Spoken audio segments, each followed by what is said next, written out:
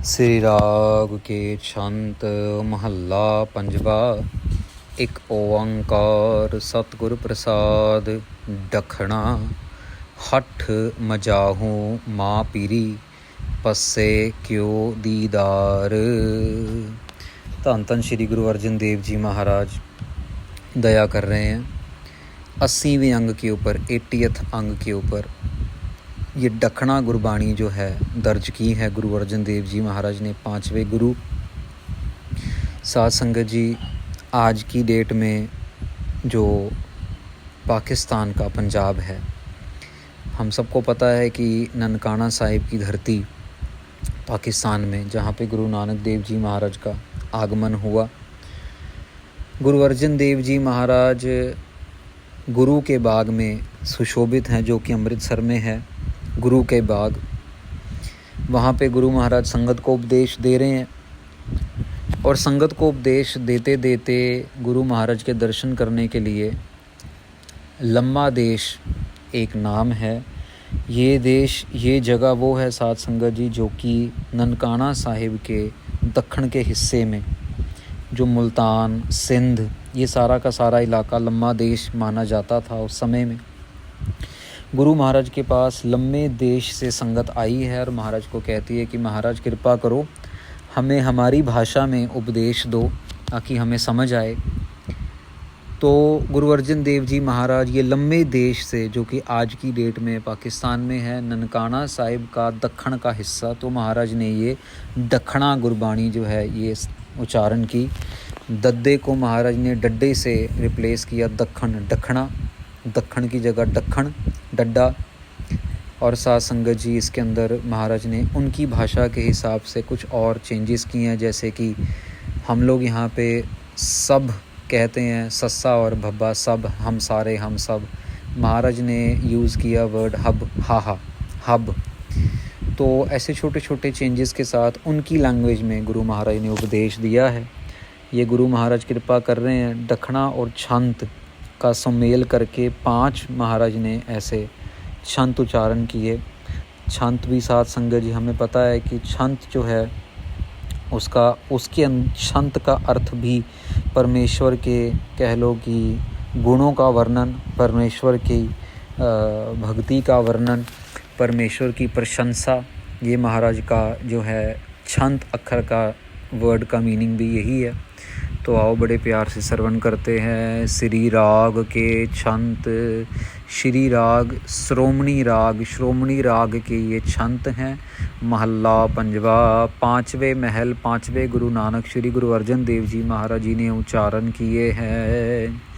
एक ओंकार, एक अकाल पुरख वाहिगुरु, जो बनाने में समर्थ, संभालने में समर्थ और मेटने की समर्था रखता है। वो एक है, परिपूर्ण है। सतगुर, सच्चे गुरु की कृपा से, प्रसाद कृपा से मिलता है। दखना, तो ये दखना मतलब महाराज यूज़ कर रहे हैं दखन। ये दखन साध संगत जी वो ननकाना साहिब के दखन वाला हिस्सा, उनके लिए ये वर्ड यूज़ हो रहा है। हठ मजाहू माँ पीरी पस्से क्यों दीदार। महाराज कहते हैं कि हठ मजाऊ माँ पीरी, महाराज को संबोधन करके कह रहे हैं कि हे मेरे प्रभु प्रीतम प्यारे, मेरे मन के अंदर बहुत प्यार है। माँ पीरी, बहुत प्यार है। पस्से क्यों दीदार। महाराज कहते हैं हठ मजाहू, हठ मतलब मेरे अंदर, मजाहू मेरे अंदर, माँ पीरी मेरे प्रीतम, मेरे प्रीतम, मेरे मन के अंदर बहुत प्यार है आपके लिए। पस्से क्यों दीदार, कब मुझे आपके दर्शन होंगे, इन आँखों को आपके दीदार कब होंगे। पस्से क्यों दीदार, कब होंगे हमें दीदार आपके। संत शरणाई लभणे नानक प्राण आधार। ये महाराज को सवाल हो रहा है, फिर महाराज सवाल भी कर रहे हैं पहले और फिर जवाब भी दे रहे हैं। ये महाराज कहते हैं कि भाई संत शरणाई लबने, संतों महापुरुषों की शरण के अंदर मिलता है नानक प्राण आधार। जो प्राणों का आधार है, जो परिपूर्ण काल पुरख वाहिगुरु जी हैं, वो संतों महापुरुषों साधुओं की संगत में मिलते हैं। तो यहाँ साध संगत जी सवाल भी कर रहे हैं और साथ साथ जवाब भी दे रहे हैं। गुरु महाराज, संगत महाराज को सवाल करती है, महाराज हमें ऐसा कुछ ज्ञान दो, ऐसा कुछ बताओ। तो महाराज उनको जवाब देते हैं, साधु महापुरुषों की संगत में मिलता है ये प्राणों का आधार। शांत चरण कमल स्यो प्रीत रीत, चरण कमल स्यो प्रीत रीत संतन मन आवहे आवै जियो। महाराज कहते हैं चरण कमल से प्रीत, भाई चरणों में है। साध संगत जी आपने भी नोट किया होगा कि गुरु घर के अंदर चरण धूड़ी का एक बहुत ही अपना बड़ा प्यारा महत्व है, बड़ा ऊंचा महत्व है। महाराज भी बार बार अपने शब्दों में ये लेके आ रहे हैं, चरण कमल से प्रीत, भाई महाराज के चरणों के साथ प्रीति लगे। रीत संतन मन आवै जियो। महाराज कहते हैं ये रीत बन जाए, जैसे होता है ना साध संगत जी, रीति है कि भाई रक्षाबंधन है तो बहन ने भाई को बांधना है राखी, वो रीत है। अब भैया दूज आएगा, भैया दूज के समय में बहन अपनी भाई को टीका लगाएगी। होली में रीत है, रंग लगाया जाता है। दुर्गा पूजा में रीत है, अलग अलग तरीके की रीत हैं। तो महाराज कह रहे हैं हमारे जीवन की रीत, हमारे जीवन का रीति रिवाज क्या बन जाए, संतन मन आवै जियो। भाई हमारे मन के अंदर संतों महापुरुषों का प्यार, संतों महापुरुषों के चरण कमल हमारे मन में आके बस जाए। ये हमारी ज़िंदगी जीने का तरीका बन जाए। रीत का आखिरी अर्थ होता है ज़िंदगी जीने का तरीका। वही ज़िंदगी के अंदर ये चीज़ इम्पोर्टेंट बन जाती है। द्वितीया भाव विपरीत अनीत दासा नह भावै जियो। महाराज कह रहे हैं द्वितीया भाव विपरीत, भाई द्वितीया भाव जो दूसरा भाव है, भाई मैं अलग हूँ परमेश्वर अलग है, वो अलग है, तू मैं तू वाला हिसाब है, वो भाव विपरीत। विपरीत मतलब उल्टी सीधी रीतें। ऊपर आ गया रीत, यहाँ पे आ गया विपरीत, उल्टी रीत। महाराज कह रहे हैं द्वितीय भाव और विपरीत अनीति, जो गलत आदतें हैं ये महाराज जो हैं महाराज को भाती नहीं है। दासा न पावे जियो, ये अपने दास के अंदर ये जो आदतें हैं परमेश्वर को भाती नहीं है। दासा नह पावे। साध संगत जी यही तो हमें समझना है ना कि अगर हमें हमारी आत्मा ने परमात्मा में लीन होना है तो क्या कमी है आत्मा के अंदर जो दूर करनी पड़ेगी अगर हमें परम आत्मा में लीन होना है। साध संगत जी दुनिया के झमेले तो कभी ख़त्म ही नहीं होंगे, ये दुख दर्द चलता ही रहेगा। भले ही कोई अंबानी साहब जैसा बड़ा आदमी है, भले ही कोई रिक्शे चलाने वाला है, हर एक को कोई ना कोई प्रकार का दुख लगा ही हुआ है। गुरबाणी इस बात का हवाला देती है, गुरबाणी इस बात को कहती है नानक दुखिया सब संसार। पर आगे पता है क्या कहते हैं, क्या मीनिंग बन गया, समझ गए ना, सिंपल पंजाबी है, नानक दुखिया सब संसार, सारा संसार दुखी है। लेकिन महाराज सुखी कौन है फिर, तो महाराज कहते हैं सो सुखिया जित नाम आधार। वो सुखी है जिसका आधार नाम बन चुका है, जिसके आधार में नाम आ चुका है, जिसके खाने पीने में नाम आ गया, जिसके रहने धोने नहाने में नाम आ गया, बस 24 घंटे में नाम ही नाम आ गया, वो सुखी है। बाकी सब दुखी ही दुखी है। साध संगत जी आप यकीन नहीं मानेंगे, कपिल शर्मा जैसे इतने जो हंसाते हैं लोगों को 24 घंटे, उनका कितनी पॉपुलैरिटी है। साध संगत जी उनके हंसाने के चक्कर में ये मत समझे कि उनको कोई दुख नहीं है। अरे आए दिन कोई ना कोई उनके ऊपर केस कर देता है। पीछे को बता रहे थे, उनको जानने वाले यहाँ गुरुद्वारे में आए, वो उन्हीं की बिल्डिंग में रहते हैं, तो उन्हीं के बिल्डिंग में उनका भी फ्लैट है और कपिल शर्मा की माताजी भी वहीं पे ही हैं, उसी फ्लैट में वो रहते हैं।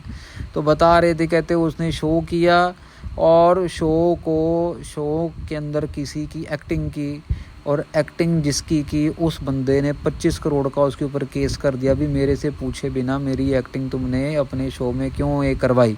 तो साथ संगत जी ये मत सोचिए कि जो दूर के ढोल है ना वो दूर से ही सुहावने लगते हैं, जितने नज़दीक जाते हैं तब पता लगता है कि अंदर का क्या है हिसाब किताब। महाराज यहाँ पे कह रहे हैं कि दासा नह पावे बिन दर्शावे। महाराज कहते हैं कि परमेश्वर को जो है क्या नहीं भारा, दासा नह पावे।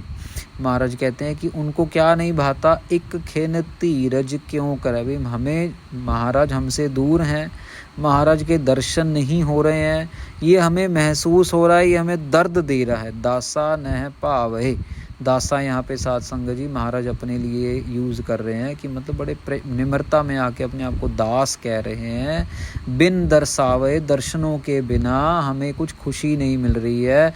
एक खिन धीरज क्यों करे, एक खिन के लिए भी हमारे अंदर जो है वो धीरज नहीं आ रहा, धैर्य नहीं आ रहा, शांति नहीं आ रही, मन को प्रसन्नता नहीं हो रही। क्यों नहीं हो रही? क्योंकि दर्शन नहीं मिल रहे हमें। अब साथ संगत जी क्या हमारे मन में ये एहसास आता है जिस दिन हम गुरु ग्रंथ साहिब महाराज के दर्शन ना करें क्या हमें भी बुरा लगता है?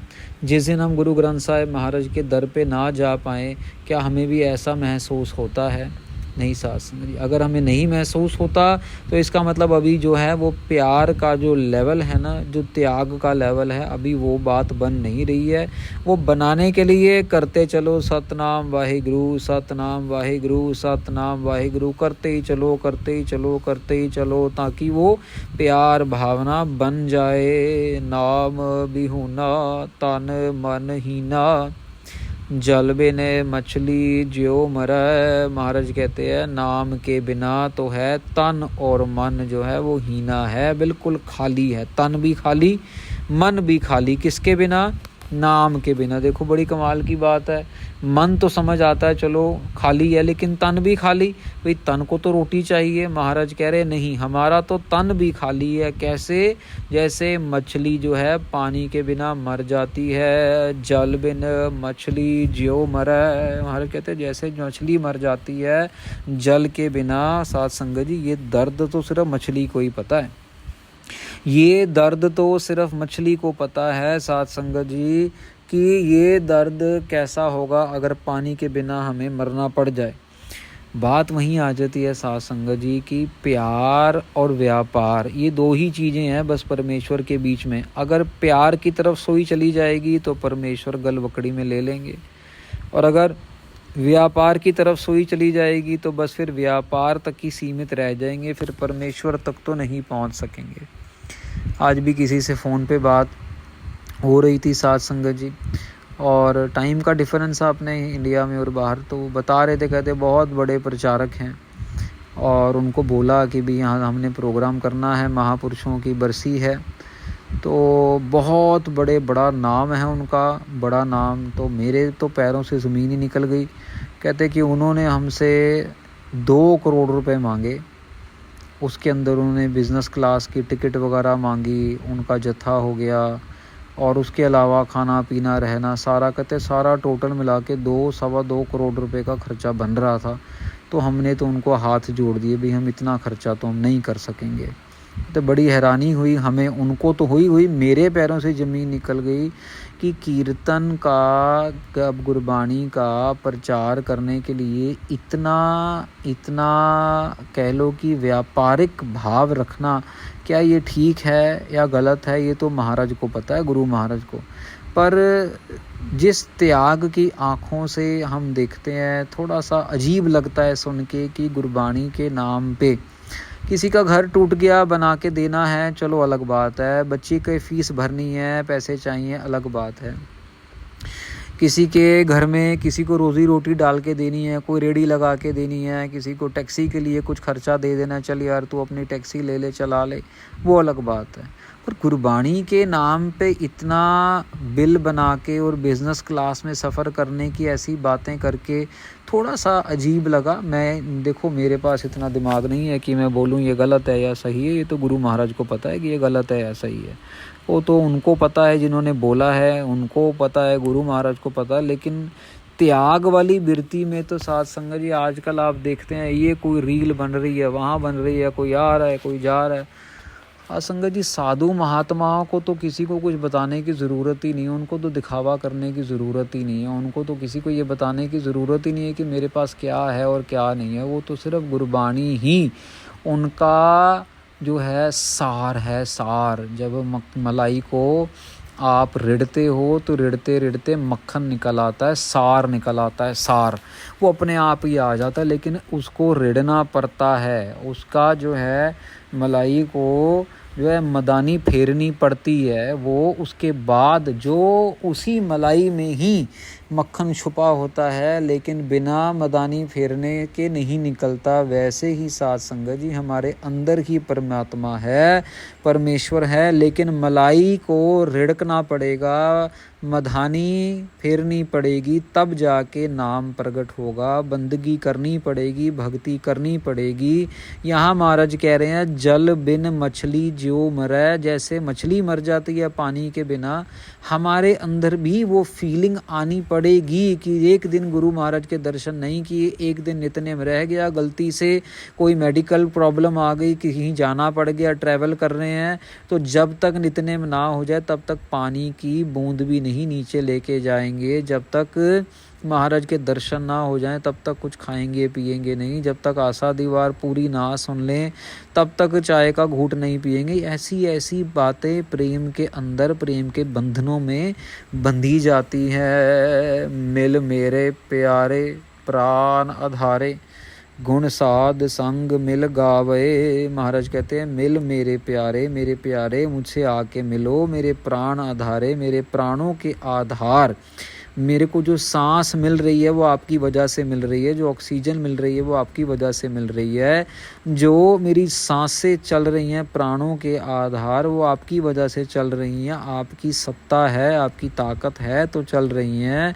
गुण साध संग मिल गावे। महाराज कहते हैं साध संग के साथ मिलके गुणों का गायन करो। संगत ने पूछा ना कि महाराज कैसे हमारे पे कृपा हो, दर्शन कैसे हो, तो ये सारे स्टेप्स महाराज बता रहे हैं। छंत के अंदर आखिरी पंक्ति, नानक के स्वामी धार अनुग्रह, मन तन अंक समावे। महाराज कहते हैं नानक के स्वामी धार अनुग्रह, वही परमेश्वर अकाल पुरख वाहिगुरु जो कि महाराज नानक के स्वामी हैं। नानक अपने आप को एक स्त्री समझते हैं और परमेश्वर को पुरुष कह रहे हैं, स्वामी हैं। धार अनुग्रहो, मेरे पे कृपा करो, मेरे सिर के ऊपर अपना हाथ रखो, मेरे पे दया करो। धार अनुग्रहो, कृपा करो, अनुग्रहो मतलब कृपा करो, कृपा।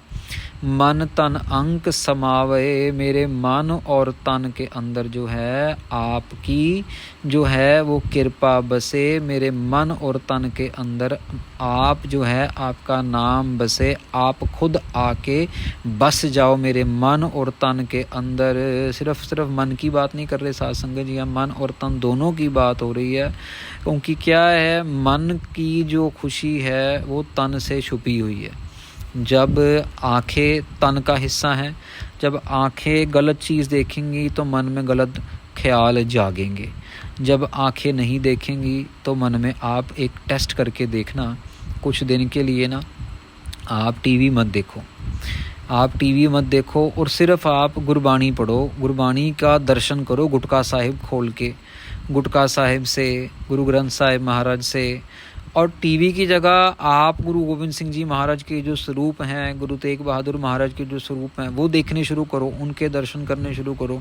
कुछ बस 7 दिन के लिए 10 दिन के लिए एक्सपेरिमेंट करोगे तो आपके अंदर की जो सोच है ना वो बदलनी शुरू हो जाएगी। वो जो गंदे गंदे ख्याल आते थे पहले, कभी किसी औरत की आ रही है शक्ल, कभी किसी मर्द की आ रही है, कोई ड्रग्स ले रहा है, कोई सिगरेट पी रहा है, क्योंकि टीवी के अंदर ये सब गंद है, ये सब कलयुग है टीवी के अंदर। तो जब हम देखते हैं तो वो चीज़ें बार बार दिमाग में घूमती रहती हैं, हम बार बार देखते हैं तो वो बार बार घूमती हैं, हम देखते रहते हैं वो घूमती रहती हैं। साइकिल कटती नहीं है।